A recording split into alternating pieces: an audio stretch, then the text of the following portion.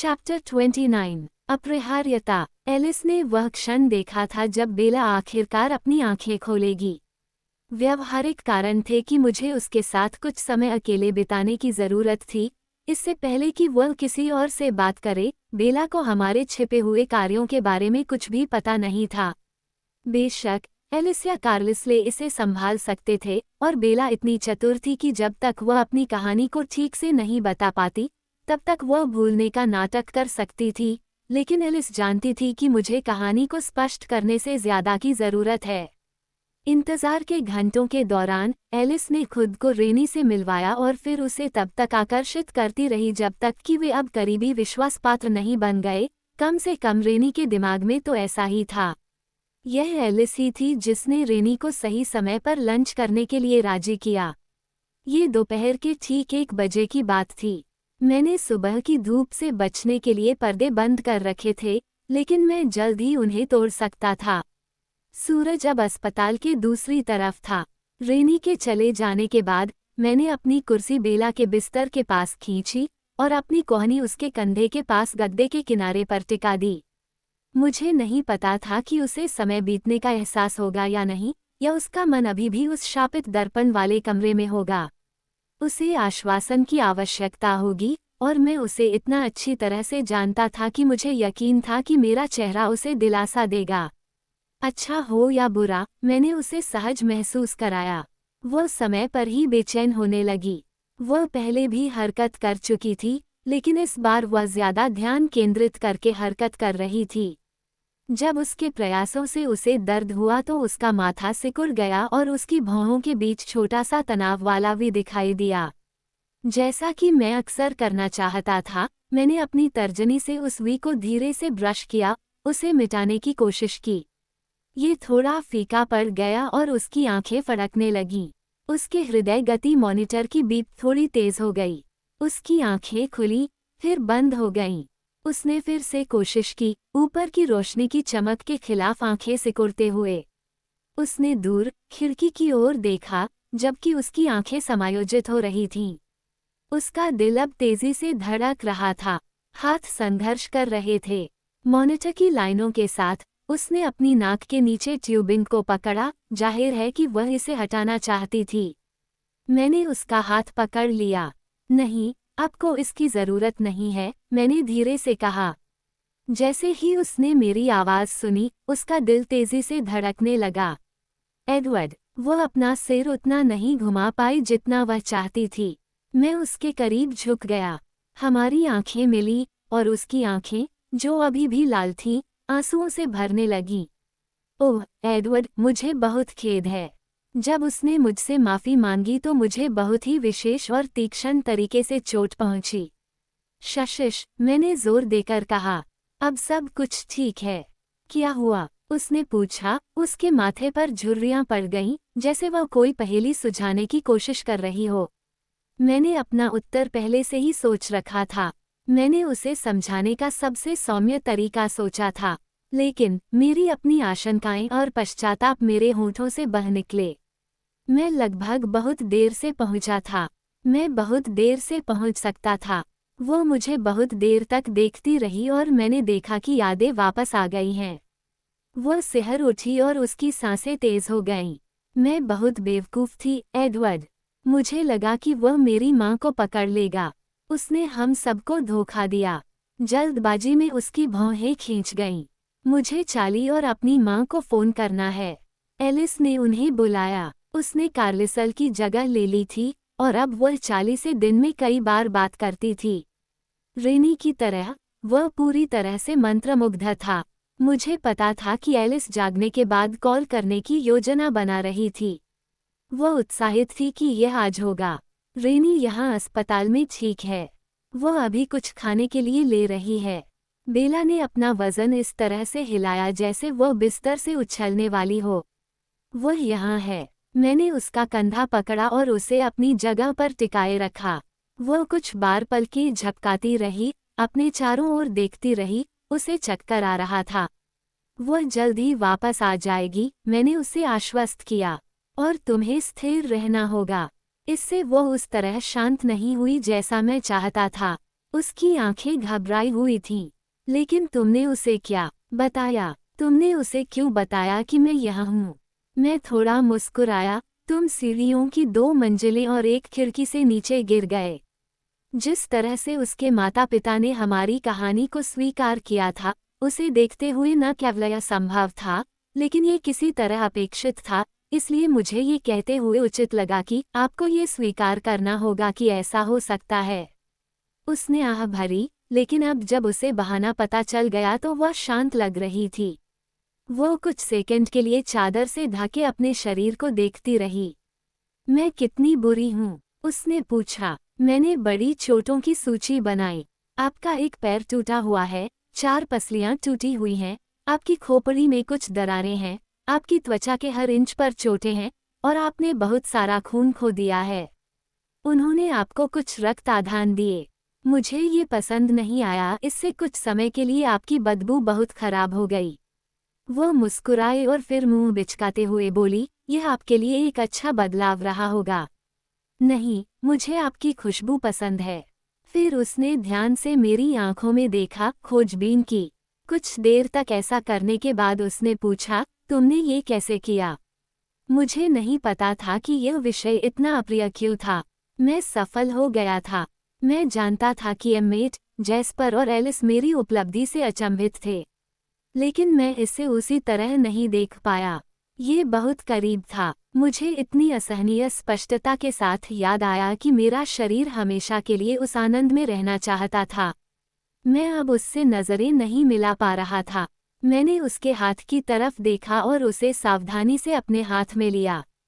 तार दोनों तरफ फैले हुए थे। मुझे यकीन नहीं है, मैंने फुसफुसाते हुए कहा। वो कुछ नहीं बोली, और मैं महसूस कर सकता था कि उसकी नज़रें मुझ पर टिकी हैं, बेहतर जवाब की प्रतीक्षा में। मैंने आह भरी। मेरे शब्द सांस से भी ज्यादा तेज नहीं थे। यह असंभव था, रोकना असंभव। लेकिन मैंने रोका। मैंने तब उसकी ओर मुस्कुराने की कोशिश की, उसकी नज़रों से नज़र मिलाने की। मुझे तुमसे प्यार करना चाहिए। क्या मेरा स्वाद एक गंध जितना भी अच्छा नहीं है? वो अपने मजाक पर मुस्कुराई, फिर अपने गाल की हड्डी पर चोट महसूस करते हुए झेप गई। मैंने उसके हल्के फुल्के लहजे में बात करने की कोशिश नहीं की। जाहिर है, उसे मुस्कुराना नहीं चाहिए था। और भी बेहतर, मैंने ईमानदारी से, हालांकि थोड़ा कड़वाहट से उत्तर दिया। इससे भी बेहतर जितना मैं सोच सकता था। कल्पना की, मुझे माफ़ करें। मैंने आंखें घुमाई। माफ़ी मांगने के लिए बहुत सी चीज़ें हैं। उसने मेरे हाव भाव देखे, और जो उसने कहा उससे असंतुष्ट दिखी। मुझे किस बात के लिए माफ़ी मांगनी चाहिए? मैं कुछ नहीं कहना चाहता था, लेकिन मैं देख सकता था कि वो माफ़ी मांगने के मूड में थी, इसलिए मैंने उसे सोचने के लिए कुछ दिया। तुमने खुद को मुझसे हमेशा के लिए दूर कर लिया था। उसने ध्यानहीनता से सिर हिलाकर स्वीकार किया, मुझे खेद है। मैंने उसके हाथ के पिछले हिस्से को सहलाया, ये सोचते हुए कि क्या वह सभी ड्रेसिंग के बीच से मेरा स्पर्श महसूस कर सकती है। मुझे पता है कि तुमने ऐसा क्यों किया। बेशक, यह अभी भी तर्कहीन था। तुम्हें मेरा इंतज़ार करना चाहिए था, तुम्हें मुझे बताना चाहिए था। ये बात उसे समझ में नहीं आई। तुम मुझे जाने नहीं देते। नहीं, मैंने दांतों तले उंगली दबाते हुए कहा।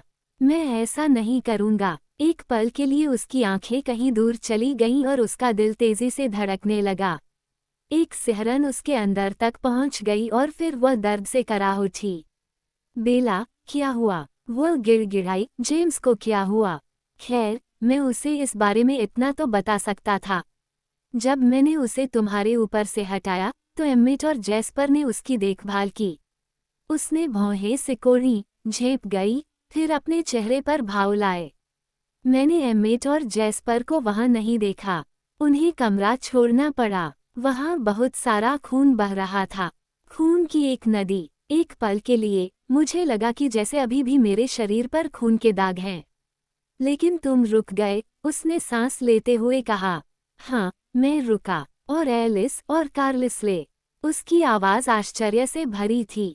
मैं थोड़ा मुस्कुराया। वे भी तुमसे प्यार करते हैं, तुम्हें पता है। उसके चेहरे पर अचानक फिर से चिंता की लकीरें उभर आईं। क्या एलिस ने टेप देखा? हाँ, यह एक ऐसा विषय था जिससे हम फिलहाल बच रहे थे।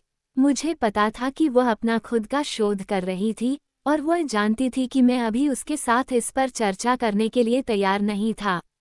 वो हमेशा अंधेरे में रहती थी, बेला ने तत्काल कहा। इसलिए उसे याद नहीं रहता। ये बिल्कुल बेला जैसा था कि इस क्षण में भी उसकी सारी चिंता किसी और पर केंद्रित थी। मुझे पता है, अब वो समझ गई है। मुझे यकीन नहीं था कि मेरा चेहरा क्या कर रहा था, लेकिन बेला को चिंता थी। उसने मेरे गाल को छूने के लिए ऊपर पहुंचने की कोशिश की, लेकिन जब एव ने उसका हाथ खींचा तो वह रुक गई। उफ, वो करा उठी। क्या उसने इव को हटा दिया था? उसकी हरकतें इतनी भी खराब नहीं थीं, लेकिन ऐसा नहीं था कि मैं उसे करीब से जांच सकता था। यह क्या है? मैंने पूछा। सुइयां, उसने कहा। वो अब छत की ओर देख रही थी, ध्यान लगा रही थी जैसे उसके ऊपर बुनियादी ध्वनिक टाइलों से ज्यादा कुछ और आकर्षक हो।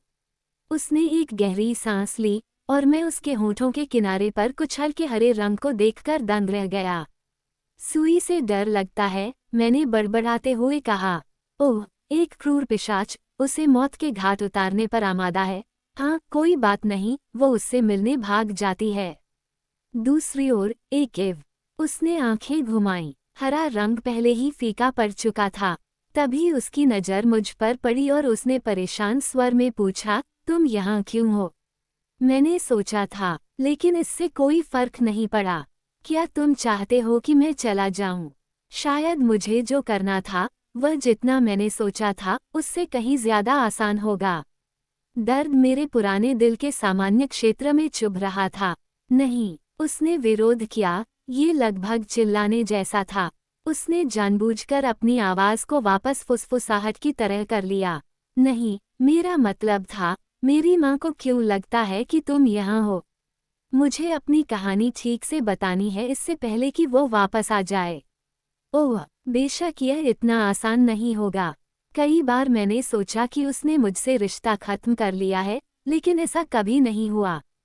मैं फीनिक्स में तुम्हें कुछ समझाने आया था, मैंने उसी ईमानदार और निष्कपट आवाज में समझाया, जब मैं नर्सों को यह विश्वास दिलाने आया था कि मुझे इस कमरे में रहना चाहिए। तुम्हें फोक्स वापस आने के लिए मनाने के लिए। तुम मुझसे मिलने के लिए सहमत हो गई, और तुम उस होटल में चली गई जहां मैं कार्लिसले और एलिस के साथ रह रहा था। मैंने अपनी आंखें चौड़ी की, उन्हें और भी मासूम बनाया। बेशक मैं यहाँ माता पिता की देखरेख में था, लेकिन तुम मेरे कमरे के रास्ते में सीढ़ियों पर फिसल गई और खैर, तुम बाकी सब जानती हो। हालांकि तुम्हें कोई विवरण याद रखने की जरूरत नहीं है, तुम्हारे पास बारीकियों के बारे में थोड़ा उलझन में पड़ने का एक अच्छा बहाना है। उसने एक पल के लिए इस पर विचार किया। उस कहानी में कुछ खामियां हैं, जैसे कोई टूटी हुई खिड़कियां न हों। मैं मुस्कुराए बिना नहीं रह सका। नहीं, नहीं, एलिस ने सबूत गढ़ने में बहुत मजा किया। सब कुछ बहुत ही भरोसेमंद तरीके से किया गया है, अगर तुम चाहो तो शायद होटल पर मुकदमा कर सकती हो। इस विचार ने स्पष्टतः उसे स्तब्ध कर दिया। मैंने उसके चोट रहित गाल को धीरे से सहलाया। तुम्हें चिंता करने की कोई बात नहीं है। अब तुम्हारा एकमात्र काम ठीक होना है। और फिर उसका दिल तेजी से धड़कने लगा। मैंने दर्द के संकेतों की तलाश की, मैंने अपने शब्दों में कुछ परेशान करने वाली बात सोची, लेकिन फिर मैंने उसकी पुतलियों के फैलाव को देखा और महसूस किया। वो मेरे स्पर्श पर प्रतिक्रिया कर रही थी। उसकी आंखें मशीन पर टिकी थीं जो उसके दिल की धड़कनें बढ़ा रही थी, और वह सिकुड़ गई। ये शर्मनाक होगा। मैं उसके चेहरे पर धीरे से हंस पड़ा। उसके गालों पर हल्की लाली छा रही थी। मुझे आश्चर्य है। मैं पहले से ही उसके चेहरे से सिर्फ कुछ इंच की दूरी पर था। धीरे धीरे मैंने वह दूरी मिटा दी। उसका दिल तेजी से धड़कने लगा। जब मैंने उसे चूमा, मेरे होंठ उसके होंठों से मुश्किल से छू रहे थे, तो वह लड़खड़ा गई। उसका दिल सचमुच धड़कना बंद हो गया। मैं उससे दूर हट गया, तब तक चिंतित रहा जब तक कि उसका दिल स्वस्थ गति से धड़कने लगा। ऐसा लगता है कि मुझे अब आपके साथ सामान्य से भी अधिक सावधान रहना होगा। वह भौंचक्की, खींच उठी, फिर बोली, मैंने तुम्हें चूमना अभी खत्म नहीं किया है। मुझे वहां आने के लिए मजबूर मत करो। मैं धमकी पर मुस्कुराया, फिर धीरे से उसे फिर से चूमा, और जैसे ही उसका दिल धड़कने लगा, मैंने चुंबन रोक दिया। यह एक बहुत छोटा चुंबन था। वह शिकायत करने वाली थी, लेकिन फिर भी इस प्रयोग को रोकना पड़ा। मैंने अपनी कुर्सी उसके बिस्तर से 1 फुट दूर खिसका दी। मुझे लगता है कि मैं तुम्हारी माँ की आवाज़ सुन सकता हूँ। रेनी अब सीढ़ियाँ चढ़ रही थी, अपने बैग से कुछ क्वार्टर निकालने के लिए, पिछले कुछ दिनों से खाए जा रहे जंक फूड के बारे में चिंता करते हुए। वह चाहती थी कि उसके पास जिम जाने के लिए समय हो, लेकिन अभी के लिए सीढ़ियों से ही काम चलाना पड़ेगा। बेला का चेहरा विकृत हो गया। मुझे लगा कि ये दर्द है। मैं फिर से उसके करीब झुक गया, कुछ करने के लिए बेताब। बेला ने कहा, मुझे मत छोड़ो, उसकी आवाज़ में सिसकियां भर आईं। उसकी आंखें डर से कसी हुई थीं। मैं इस प्रतिक्रिया के बारे में सोचना नहीं चाहता था। मेरे दिमाग में एलिस का दृश्य मुझे परेशान कर रहा था। बेला, पीड़ा में खुद को सिकोड़ते हुए, सांस के लिए हौंफ रही थी। मैंने एक पल के लिए खुद को संभाला, फिर सहजता से जवाब देने की कोशिश की। मैं नहीं जाऊंगा, मैं झपकी ले लूंगा। मैंने उसे देखकर मुस्कुराया और फिर फिरोजी रंग की आराम कुर्सी पर जाकर बैठ गया और उसे पूरी तरह से पीछे की ओर झुका लिया। आखिरकार, रेनी ने मुझे बताया था कि जब भी मुझे आराम की ज़रूरत हो, मैं इसका इस्तेमाल करूं। मैंने अपनी आंखें बंद कर लीं। सांस लेना मत भूलना, उसने फुसफुसाते हुए कहा। मुझे याद आया कि वह अपने पिता के लाभ के लिए सो रही थी, और मैंने मुस्कुराहट से इनकार कर दिया। मैंने एक अतिशयोक्तिपूर्ण सांस ली। रेनी अब नस स्टेशन के पास से गुजर रही थी। कोई बदलाव? उसने ड्यूटी पर मौजूद नस की सहायक, बिया नाम की एक युवा महिला से पूछा। रेनी के विचलित स्वर से यह स्पष्ट था कि उसे नकारात्मक प्रतिक्रिया की उम्मीद थी। वह चलती रही। दरअसल, उसके मॉनिटर पर कुछ उतार चढ़ाव आ रहा था। मैं अंदर जाने ही वाला था। अरे नहीं, मुझे नहीं जाना चाहिए था। रेनी अब चिंतित होकर लंबे कदम उठा रही थी।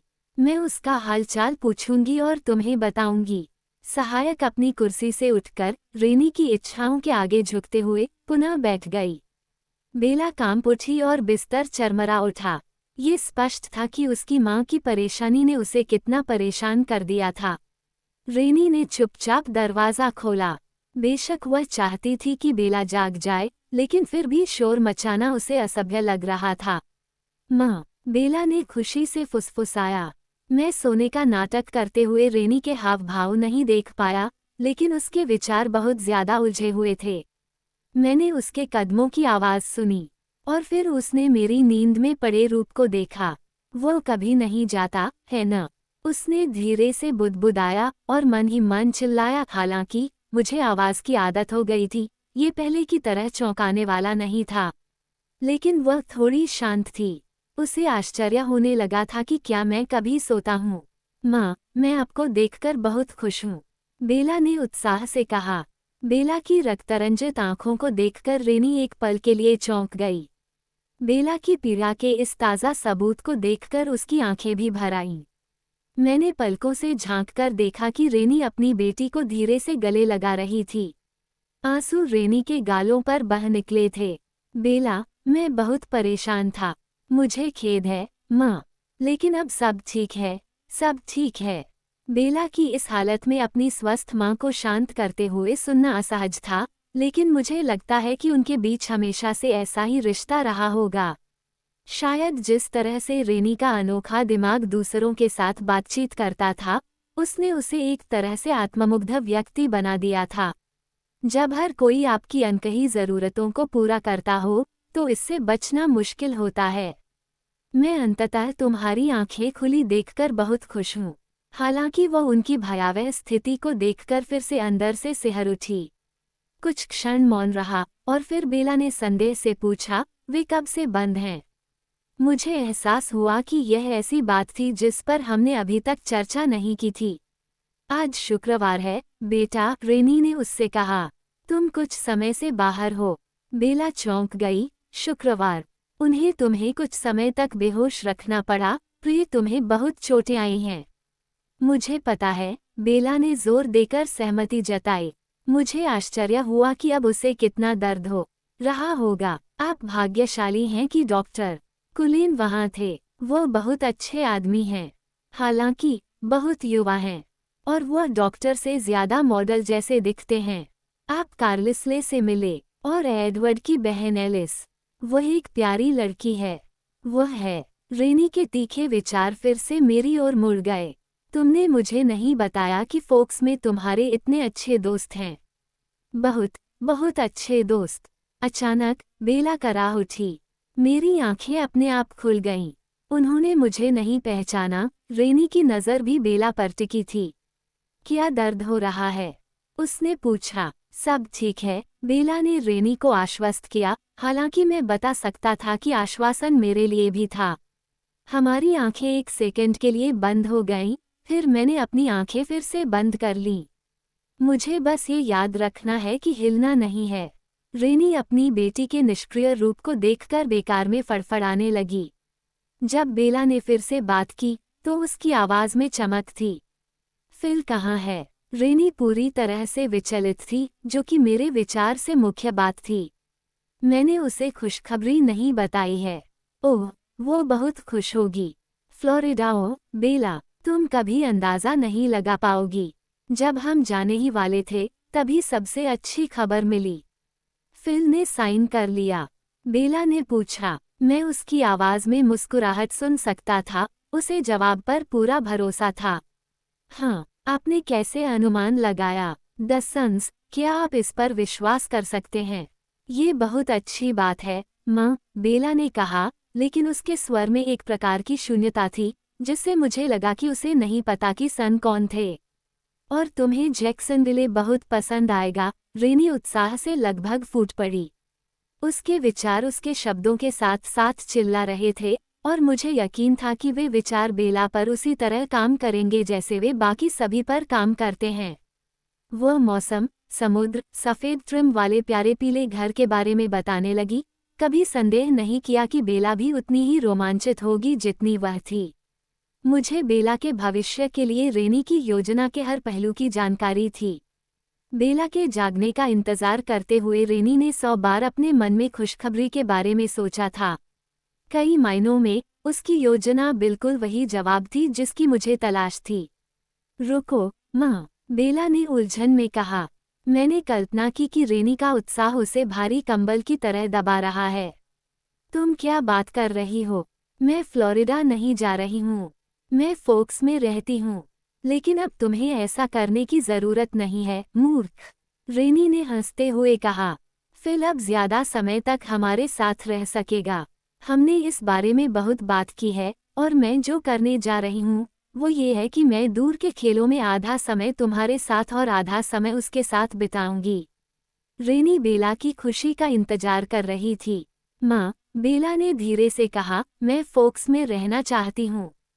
मैं पहले से ही स्कूल में बस चुकी हूँ, और मेरी कुछ गर्लफ्रेंड भी हैं। रेनी की आंखें फिर से मेरी ओर घूरने लगीं। और चाली को मेरी जरूरत है, बेला ने आगे कहा। वो वहाँ बिल्कुल अकेला है, और वह बिल्कुल भी खाना नहीं बना सकता। आप फोक्स में ही रहना चाहते हैं? रेनी ने पूछा, जैसे कि उस क्रम में शब्दों का कोई मतलब ही नहीं था। क्यों? वह लड़का ही असली कारण है। मैंने तुम्हें स्कूल में बताया था, चाली। आउच। फिर से मुझे देखना पड़ा। रेनी बेला के ऊपर मंडरा रही थी, उसके हाथ झिझकते हुए आगे बढ़ रहे थे। उसे समझ नहीं आ रहा था कि कहाँ छूना है। उसने आखिरकार एक हाथ बेला पर रख दिया। बेला का माथा। बेला, प्रिय, तुम फोक्स से नफरत करती हो। रेनी चिंतित थी कि बेला भूल गई है। बेला की आवाज में रक्षात्मक भाव आ गया। यह इतना भी बुरा नहीं है। रेनी ने इस मामले के मूल तक पहुंचने का निर्णय लिया। क्या ये लड़का है? उसने फुसफुसाते हुए पूछा। ये सवाल से ज्यादा एक आरोप था। बेला ने झिझकते हुए कहा, वह इसका हिस्सा है। तो क्या आपको एडवर्ड से बात करने का मौका मिला है? हाँ, और मैं आपसे इस बारे में बात करना चाहता हूँ। क्या हुआ? बेला ने मासूमियत से जवाब दिया। मुझे लगता है कि वह लड़का तुमसे प्यार करता है, रेनी ने फुसफुसाते हुए कहा। मुझे भी ऐसा ही लगता है। क्या बेला प्यार में है? मैंने कितना कुछ खोया है, वो मुझे कैसे नहीं बता सकती। मुझे क्या करना होगा और आप उसके बारे में कैसा महसूस करते हैं? बेला ने आह भरी और फिर उसकी आवाज़ बेपरवाह हो गई। मैं उसके लिए बहुत पागल हूँ। खैर, वो बहुत अच्छा लगता है और हे भगवान, वह अविश्वसनीय रूप से अच्छा दिखता है। लेकिन तुम इतनी जवान हो, बेला, और तुम चाली की तरह हो। ये बहुत जल्दी है। मुझे पता है, माँ, बेला ने सहजता से सहमति जताई। इसकी चिंता मत करो, ये बस एक क्रश है। ये सही है, रेनी ने कहा।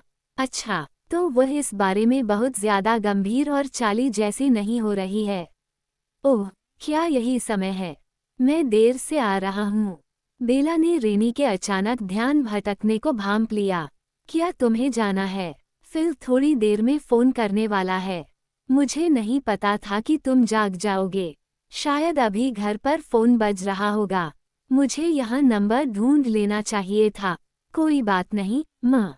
बेला अपनी राहत को पूरी तरह से छिपा नहीं सकी।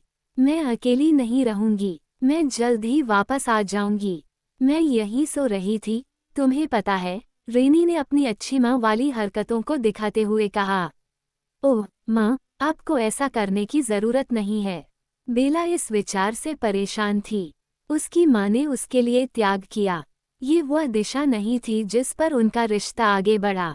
तुम घर पर सो सकती हो, मैं कभी ध्यान नहीं दूंगा। रेनी ने स्वीकार किया। मैं बहुत घबरा गई थी। अपनी शेखी बघारने के बाद वह इतनी शर्मिली लग रही थी। पड़ोस में कुछ अपराध हुआ है और मुझे वहां अकेले रहना पसंद नहीं है। अपराध? बेला तुरंत सतर्क हो गई। किसी ने घर के कोने के पास उस डांस स्टूडियो में सेंध लगाए और उसे जलाकर राख कर दिया। अब वहां कुछ भी नहीं बचा। और उन्होंने एक चोरी की कार भी सामने ही छोड़ दी। क्या तुम्हें याद है जब तुम वहां डांस किया करती थीं, प्रिय? हम अकेले नहीं थे जिन्होंने कार चुराई थी। ट्रैकर को वास्तव में डांस स्टूडियो के दक्षिणी हिस्से में पार्क किया गया था। हमें नहीं पता था कि हम अपने अपराधों की तरह उसके अपराधों को भी साफ कर सकते हैं। और यह हमारे लिए मददगार था, क्योंकि फीनिक्स पहुंचने से एक दिन पहले ही उस कार को बूस्ट किया गया था।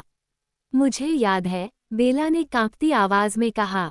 मुझे अपनी स्थिति बनाए रखने में बहुत कठिनाई हुई। रेनी भी बहुत दुखी थी। अगर तुम्हें मेरी जरूरत हो तो मैं रुक सकता हूँ, बेबी। नहीं, माँ, मैं ठीक हो जाऊंगा। एडवर्ड मेरे साथ रहेगा। बेशक वह ऐसा करेगा। ओह ठीक है, मुझे वाकई कुछ कपड़े धोने हैं और मुझे शायद फ्रिज भी साफ करना चाहिए। वह दूध कई महीने पुराना है। मैं आज रात वापस आऊंगा। मैं आपसे प्यार करता हूँ, माँ। मैं भी तुमसे प्यार करता हूँ, बेला। चलते समय अधिक सावधान रहने की कोशिश करो, प्रिय। मैं तुम्हें खोना नहीं चाहता। मैंने अपने चेहरे पर उभरी मुस्कुराहट को नियंत्रित करने का प्रयास किया। बिया अपने चक्कर लगाने के लिए आई। बेला के मॉनिटर तक पहुंचने के लिए अभ्यास के तौर पर रेनी के चारों ओर घूमती हुई। रेनी ने बेला के माथे को चूमा, उसके हाथ को थपथपाया और फिर उसे वहां से भगा दिया। वो फिल को ये समाचार देने के लिए उत्सुक थी कि बेला अब ठीक हो गई है। क्या तुम चिंतित महसूस कर रही हो, प्रिय? बी ने पूछा। तुम्हारी हृदय गति बढ़ गई है। वहाँ थोड़ा ऊंचा है। मैं ठीक हूँ, बेला ने उसे आश्वस्त किया। मैं आपकी आर्यन को बता दूंगी कि आप जाग रहे हैं। वह 1 मिनट में आपसे मिलने आ जाएगी। इससे पहले कि बिया के पीछे दरवाजा बंद हो जाए, मैं बेला के पास था। उसकी भौहें ऊपर उठी हुई थीं, या तो चिंतित या प्रभावित होकर। तुमने कार चुराई। मुझे पता था कि उसका मतलब पार्किंग में खड़ी कार से था, लेकिन वह गलत नहीं थी। सिवाय इसके कि वह 2 कारें थीं। वह एक अच्छी कार थी, बहुत तेज। मैंने उससे कहा। तुम्हारी झपकी कैसी रही? उसने पूछा। हमारी बातचीत का सारा चंचलपन फीका पड़ गया। दिलचस्प। मूड में आए बदलाव से वो उलझन में पड़ गई। क्या? मैंने उस ऊंचे टीले को देखा जो उसके कटे हुए पैर का आकार था। मुझे यकीन नहीं था कि वह मेरी आंखों में क्या देखेगी। मुझे आश्चर्य हुआ। मैंने धीरे से कहा। मैंने सोचा था कि फ्लोरिडा। और तुम्हारी माँ। खैर, मुझे लगा कि तुम यही चाहती होगी। लेकिन फ्लोरिडा में तो तुम पूरे दिन घर के अंदर ही फंसे रहोगे, उसने कहा, लेकिन बात नहीं समझी। तुम रात में ही बाहर निकल पाओगे, बिल्कुल असली पिशाच की तरह। जिस तरह से उसने यह बात कही, उससे मुझे मुस्कुराने का मन हुआ, लेकिन साथ ही मैं मुस्कुराना भी नहीं चाहता था। मैं फोक्स में ही रहूंगा, बेला, या कहीं ऐसी ही जगह, कोई ऐसी जगह जहां मैं तुम्हें और चोट न पहुंचा सकूं। वो मुझे एक भावशून्य भाव से देखती रही, मानो मैंने उसे लैटिन में उत्तर दिया हो। मैंने उसके मेरे अर्थ को समझने का इंतजार किया। फिर उसका दिल तेजी से धड़कने लगा और उसकी सांसें तेज हो गईं। वो हर सांस के साथ हिलती रही, उसके फैलते हुए फेफड़े उसकी टूटी पसलियों पर दबाव डाल रहे थे। बेला के दुखी भविष्य की प्रतिध्वनि उसके चेहरे पर उभर आई। ये देखना मुश्किल था। मैं उसके डर को कम करने के लिए कुछ कहना चाहता था, लेकिन ये सही बात होनी चाहिए थी। ये सही नहीं लगा, लेकिन मैं अपनी स्वार्थी भावनाओं पर भरोसा नहीं कर सकता था। ग्लोरिया कमरे में चली गई, बस उसकी दोपहर की शिफ्ट थी। वह बेला का विशेषज्ञ दृष्टि से मूल्यांकन किया। मैं कहूँगा कि वह 6 के करीब है। हालांकि उसकी बेचारी आंखें खुली देखना अच्छा है। क्या दर्द निवारक दवाइयों का समय हो गया है, प्रिय? उसने विनम्रतापूर्वक फीड थपथपाते हुए पूछा। नहीं, नहीं, बेला ने बेदम होकर आपत्ति जताई। मुझे कुछ नहीं चाहिए। बहादुर बनने की कोई जरूरत नहीं है, प्रिय। बेहतर होगा कि तुम ज्यादा तनाव न लो, तुम्हें आराम की जरूरत है। ग्लोरिया बेला के मन बदलने का इंतजार कर रही थी। बेला ने सावधानी से अपना सिर हिलाया, उसके चेहरे पर दर्द और विद्रोह का मिश्रण था। ग्लोरिया ने आह भरी। ठीक है, जब आप तैयार हों तो कॉल बटन दबाएं। उसने मेरी ओर देखा, उसे नहीं पता था कि वो मेरी लगातार निगरानी के बारे में क्या महसूस कर रही थी, और फिर जाने से पहले उसने एक बार फिर बेला के मॉनिटर की ओर देखा। बेला की आंखें अभी भी पागल थीं। मैंने उसके चेहरे के दोनों तरफ हाथ रखे, बमुश्किल उसके टूटे हुए बाएं गाल को छू पाया। शश, बेला, शांत हो जाओ। मुझे मत छोड़ो, उसने गिड़गिड़ाते हुए कहा, उसकी आवाज़ टूट रही थी। और यही कारण था कि मैं खुद इतना मजबूत नहीं था। मैं उसे और कैसे पीड़ा दे सकता था। वो अब यहाँ टेप से बंधे हुए टुकड़ों में पड़ी है, दर्द से जूझ रही है, और उसकी एक ही विनती है कि मैं रुक जाऊं। मैं नहीं करूंगा, मैंने उससे कहा, जबकि मैंने मन ही मन अपने उत्तर को स्पष्ट किया। जब तक तुम फिर से पूरी तरह से स्वस्थ नहीं हो जाती, जब तक तुम तैयार नहीं हो जाती, जब तक मुझे ताकत नहीं मिल जाती। अब आराम करो, इससे पहले कि मैं तुम्हें बेहोश करने के लिए नर्स को बुलाऊं। ऐसा लग रहा था जैसे वो मेरी मानसिक चेतावनियों को सुन सकती थी। शिकार और भयावहता से पहले मैंने उससे कई बार वादा किया था कि मैं रुकूंगा। मैं हमेशा यही चाहता था, और वह हमेशा इस पर विश्वास करती थी। लेकिन अब वह मेरी असलियत समझ गई थी। उसके दिल की धड़कनें स्थिर नहीं हो पा रही थीं। मैंने अपनी उंगलियां उसके पूरे गाल पर फिराईं। बेला, मैं कहीं नहीं जा रहा हूँ। जब तक तुम्हें मेरी ज़रूरत है मैं यहीं रहूँगा। क्या तुम कसम खाते हो कि तुम मुझे नहीं छोड़ोगे? उसने फुसफुसाते हुए कहा। उसका हाथ उसकी पसलियों की ओर बढ़ा। वे दर्द कर रही होंगी। वो अब इसके लिए बहुत कमज़ोर थी। मुझे पता होना चाहिए था और इंतज़ार करना चाहिए था। भले ही रेनी ने उसे पिशाच मुक्त जीवन के लिए एकदम सही विकल्प दिया हो। मैंने फिर से उसका चेहरा अपने हाथों में लिया, उसके प्रति जो प्रेम मैंने महसूस किया था उसे अपनी आंखों में भर लिया, और 100 वर्षों के दैनिक धोखे के अनुभव के साथ झूठ बोला। मैं कसम खाता हूँ। उसके अंगों का तनाव कम हो गया। उसकी आंखें मेरी आंखों से नहीं हटी, लेकिन कुछ सेकंड के बाद उसका दिल अपनी सामान्य लय में आ गया। बेहतर। जब उसने उत्तर दिया तो उसकी आंखें सतर्क थीं, उसकी आवाज़ अनिश्चित थी। हाँ, उसने शायद यह महसूस कर लिया होगा कि मैं अभी भी कुछ छिपा रहा हूँ। मुझे चाहिए था कि वह मुझ पर विश्वास करे, बस इतना समय कि वो सुरक्षित रूप से ठीक हो जाए। मैं उसके ठीक होने की प्रक्रिया को जटिल बनाने के लिए जिम्मेदार नहीं हो सकता। इसलिए मैंने ऐसा व्यवहार करने की कोशिश की जैसे कि मैं कुछ भी नहीं छिपा रहा हूँ। जैसे कि मैं उसकी उत्तेजित प्रतिक्रिया से परेशान हो गया हूँ। मैंने एक परेशान चेहरा बनाया और शब्दों को बुदबुदाया, थोड़ी बहुत ज्यादा प्रतिक्रिया कर रहा हूँ, क्या आपको नहीं लगता? मैंने ये बातें बहुत जल्दी जल्दी कही, शायद वह समझ नहीं पाए। तुमने ऐसा क्यों कहा? उसने फुसफुसाते हुए कहा, उसकी आवाज में कंपन था। क्या तुम मुझे हर समय बचाते बचाते थक गए हो? क्या तुम चाहते हो कि मैं चली जाऊं?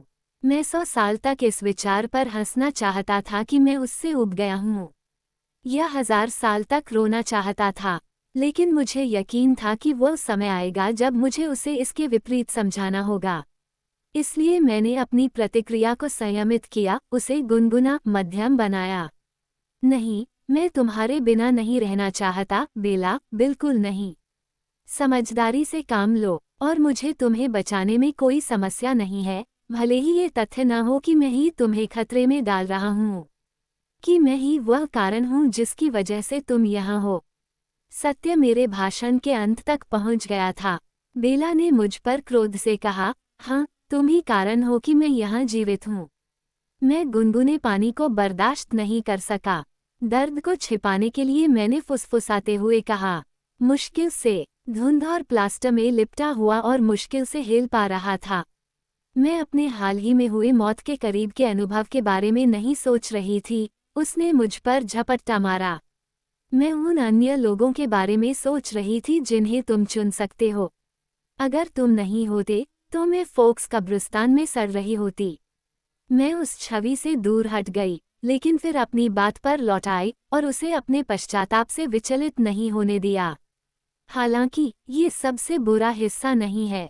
तुम्हें वहां फर्श पर नहीं देखना, उखड़ी हुई और टूटी हुई।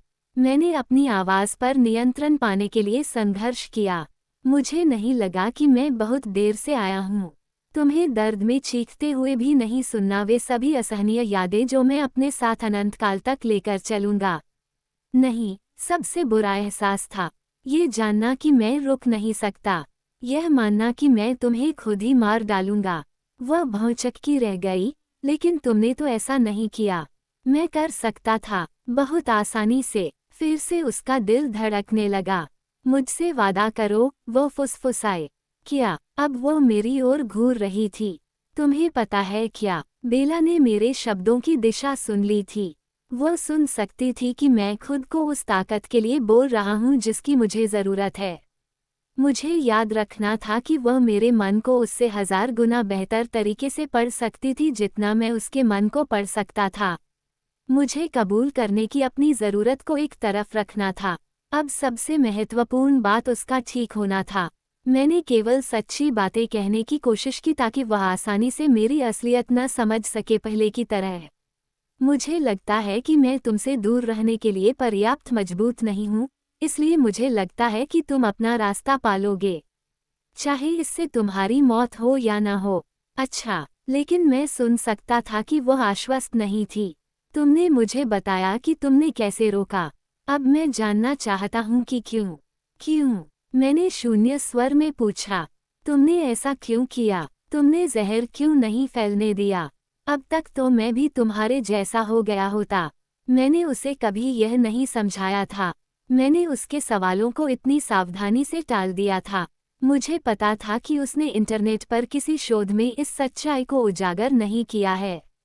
मैंने एक पल के लिए लाल रंग देखा, और उस लाल रंग के बीच में एलिस का चेहरा था। मैं ये स्वीकार करने वाला पहला व्यक्ति हूँ कि मुझे रिश्तों का कोई अनुभव नहीं है। बेला के शब्द तेजी से बह निकले। वह इस बात से चिंतित थी कि उसने क्या दे दिया और मेरा ध्यान भटकाने की कोशिश कर रही थी। लेकिन ये तर्कसंगत लगता है। एक पुरुष और एक महिला को कुछ हद तक बराबर होना चाहिए। यानी, उनमें से एक हमेशा दूसरे को बचाने के लिए नहीं आ सकता। उन्हें एक दूसरे को समान रूप से बचाना होगा। वह जो कह रही थी, उसमें सच्चाई थी, लेकिन वह मुख्य बात समझ नहीं पा रही थी। मैं कभी भी उसकी बराबरी नहीं कर सकता था। मेरे पास वापस लौटने का कोई रास्ता नहीं था, और यही एकमात्र समानता थी जिसने उसे बेदाग छोड़ा। मैंने अपनी बाहें उसके गद्दे के किनारे पर क्रॉस करके रखीं और अपनी थोड़ी को उन पर टिका दिया। इस चर्चा के उत्साह को शांत करने का समय आ गया था। मैंने शांति से उससे कहा, तुमने मुझे बचा लिया है। ये सच था। मैं हमेशा लोइस लेन नहीं रह सकती, उसने मुझे चेतावनी दी। मैं भी सुपरमैन बनना चाहती हूँ। मैंने अपनी आवाज़ को नर्म और शांत रखा, लेकिन मुझे अपनी आंखें फेरनी पड़ीं। तुम्हें नहीं पता कि तुम क्या पूछ रहे हो। मुझे लगता है मैं ऐसा करता हूँ। बेला, तुम नहीं जानती, मैंने धीरे से कहा, मेरी आवाज़ अभी भी कोमल थी। इस बारे में सोचने के लिए मेरे पास लगभग 90 साल हैं, और मैं अभी भी निश्चित नहीं हूँ। क्या आप चाहते हैं कि कार्लिसले ने आपको बचाया न होता? नहीं, मैं ऐसा नहीं चाहता। अगर वह ऐसा न करता तो मैं उससे कभी नहीं मिल पाता। लेकिन मेरी जिंदगी खत्म हो चुकी थी। मैं कुछ भी नहीं छोड़ रहा था, सिवाय एक आत्मा के। तुम मेरी जिंदगी हो, तुम ही एकमात्र ऐसी चीज हो जिसे खोने से मुझे दुख होगा। वो हमारे रिश्ते के बारे में मेरा पक्ष ही बता रही थी। और जब वह भीख मांगेगी तो तुम क्या करोगे? रोसेली की याद मेरे दिमाग में फुसफुसाए। मैं ऐसा नहीं कर सकता, बेला। मैं तुम्हारे साथ ऐसा नहीं करूँगा। क्यों नहीं? उसकी आवाज़ कठोर थी, गुस्से से और भी तेज। मुझे मत बताओ कि यह बहुत मुश्किल है। आज के बाद, या मेरा अनुमान है कि यह कुछ दिन पहले था। वैसे भी, उसके बाद, ये कुछ भी नहीं होना चाहिए। मुझे अपना धैर्य बनाए रखने के लिए संघर्ष करना पड़ा।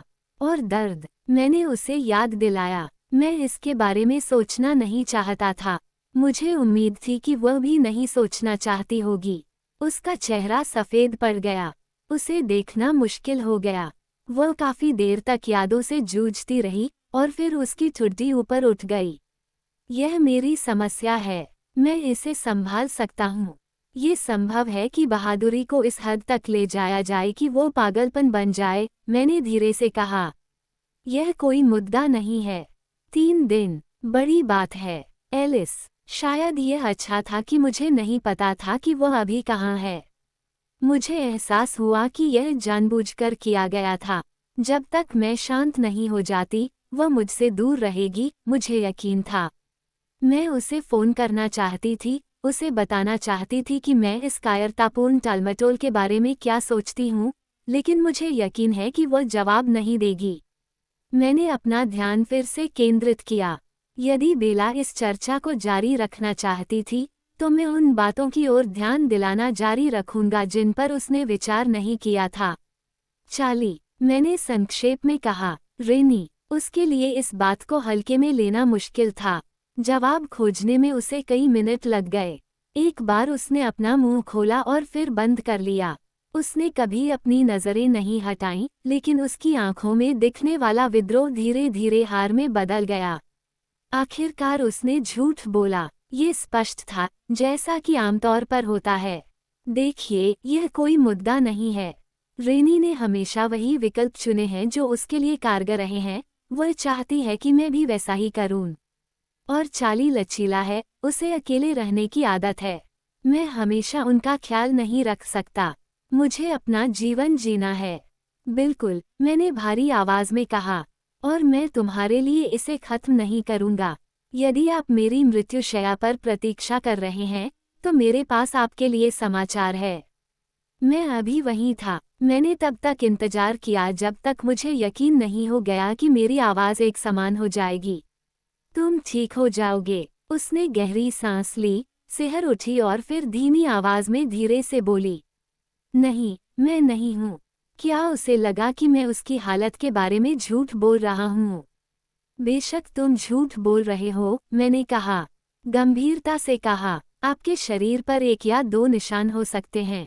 तुम गलत हो, मैं मरने जा रहा हूँ। मैं अपना संयम बनाए नहीं रख सका। मैंने अपनी आवाज़ में तनाव महसूस किया।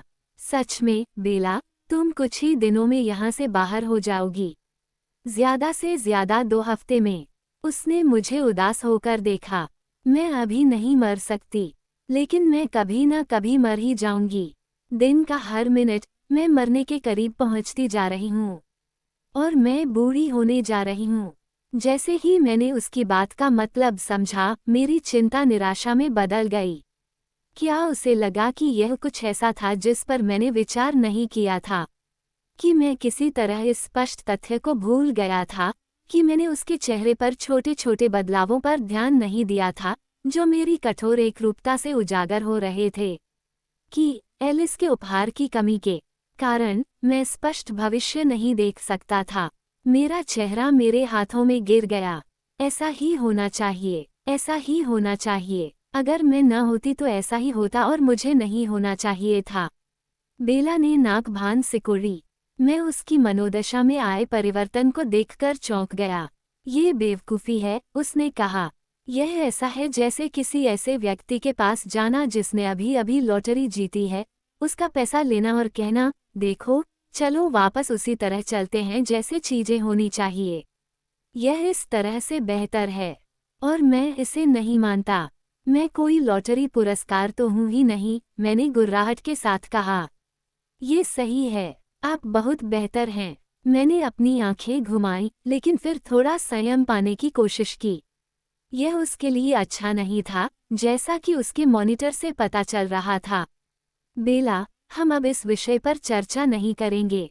मैं तुम्हें अनंत काल तक परेशान नहीं कर सकता और यहीं पर बात खत्म होती है। जैसे ही मैंने अपने शब्द कहे, मुझे एहसास हुआ कि वे कितने नकारात्मक लग रहे थे। मैं जानता था कि वह कैसे जवाब देगी, इससे पहले कि उसकी आंखें सिकुड़ जाएं।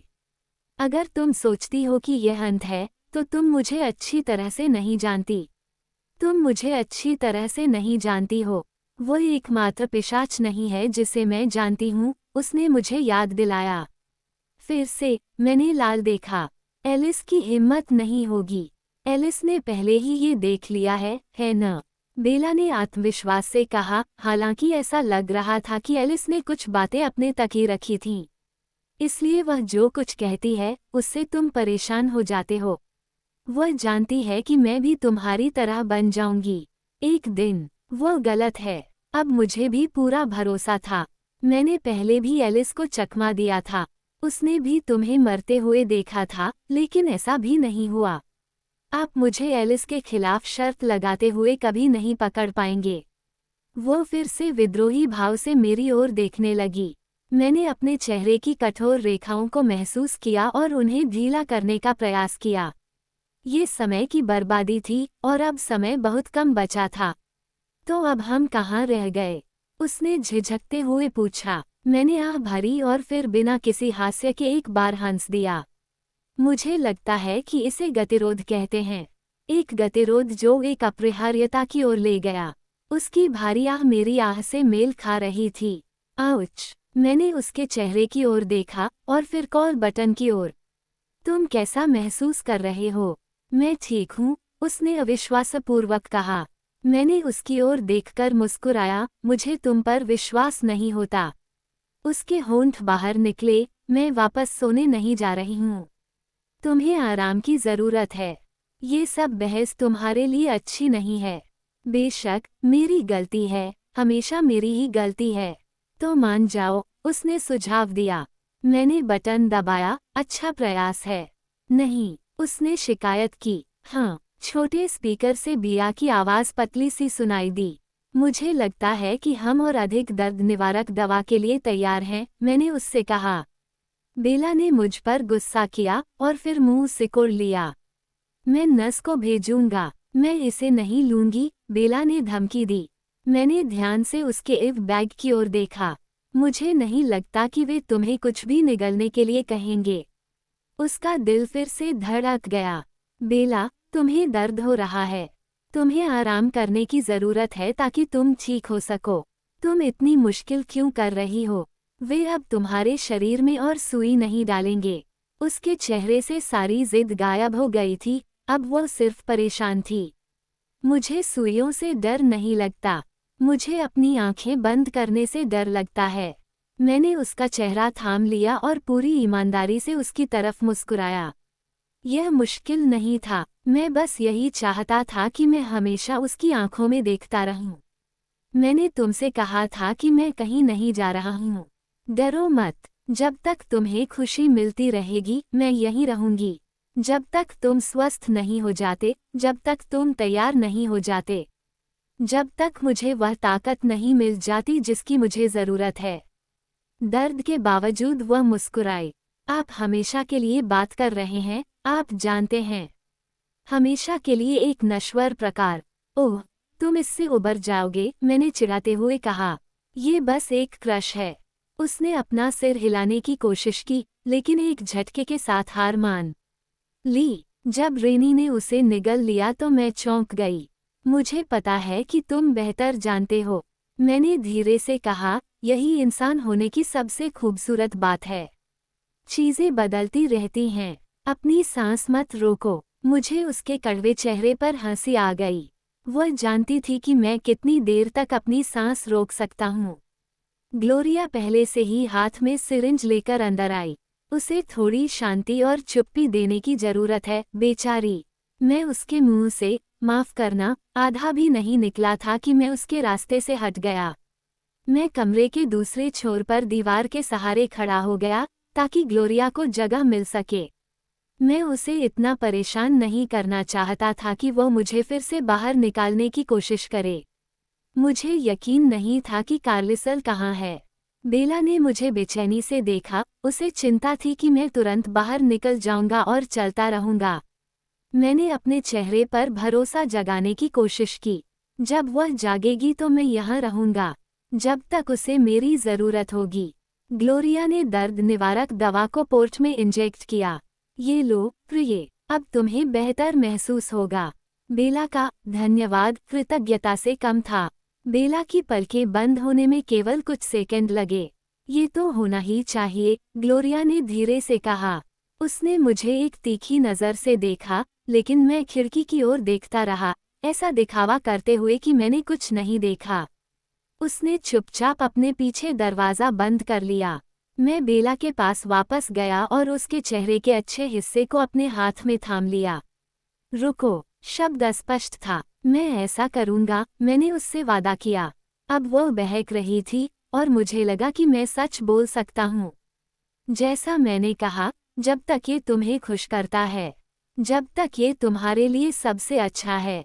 वह आह भरकर बोली, केवल आंशिक रूप से होश में। यह एक ही बात नहीं है। अब इसकी चिंता मत करो, बेला।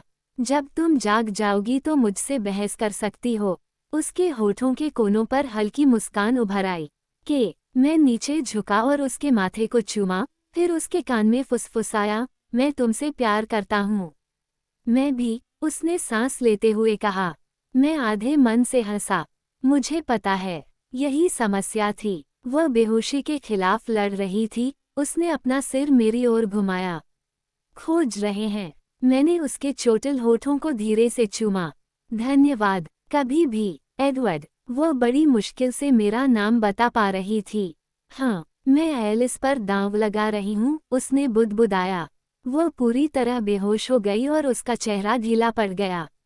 मैंने अपना चेहरा उसकी गर्दन के खोखले हिस्से में छिपा लिया और उसकी तीखी गंध को सांसों में भर लिया, और फिर से कामना करने लगा, जैसा कि मैंने शुरू में किया था, कि मैं उसके साथ सपने देख सकूं।